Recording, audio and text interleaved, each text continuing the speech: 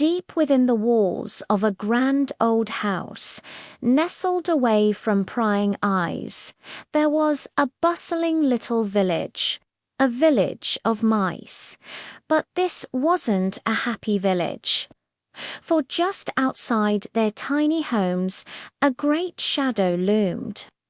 The mice lived in constant fear, huddled together, their hearts pounding like tiny drums. They peered out from their holes, catching terrifying glimpses of the cat's giant paws.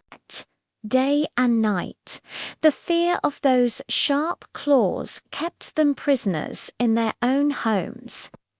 Venturing out for a crumb of food was a life-or-death mission.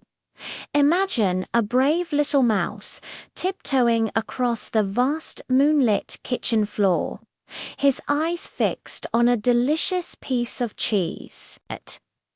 Just as he reaches for it, two glowing eyes appear in the darkness, and a low growl rumbles through the air.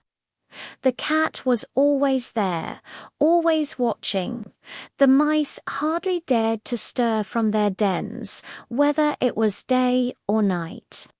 The constant threat was exhausting, and they knew something had to change. So, one evening, the mice called a grand meeting. They gathered in a secret underground chamber, the flickering candlelight casting long dancing shadows on the walls. It was a serious affair.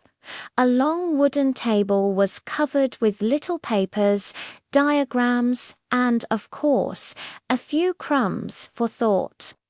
The wisest minds of the mouse community had come together to find a way, anyway, to protect themselves from their furry tormentor. They had to outsmart the cat. The discussion was heated. Old mice, with their years of experience, shook their heads at bold, reckless ideas. Young, energetic mice argued for action. They pointed and gestured, their voices squeaking with passion. One mouse even drew a crude but terrifying picture of the cat on a scrap of paper, reminding everyone of the enemy they faced. They debated for hours. Many plans were discussed, but every single one had a fatal flaw. None of them seemed good enough to guarantee their safety. Just as despair began to creep into the chamber, a small, bright-eyed young mouse, full of confidence, hopped onto a box of cheese. He raised a tiny paw, his voice clear and steady. The other mice turned, their curiosity piqued. "I have a plan," he declared. "It's simple, but brilliant. Let's hang a bell around the cat's neck." A hush fell over the room, followed by a ripple of murmurs as the mice considered his words. Suddenly, the chamber erupted in cheers. The mice clapped their paws and jumped for joy. What a wonderfully clever plan.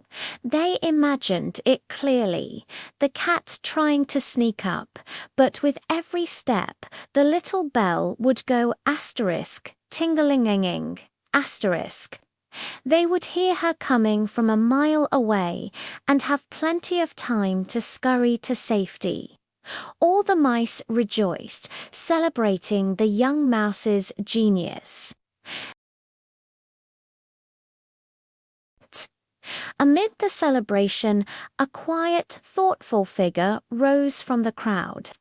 It was an old, wise-looking mouse, leaning on a small cane. He wore tiny spectacles perched on his nose. As he stood, a respectful silence fell over the cheering crowd. He had seen many winters and knew that a good idea on paper wasn't always a good idea in practice.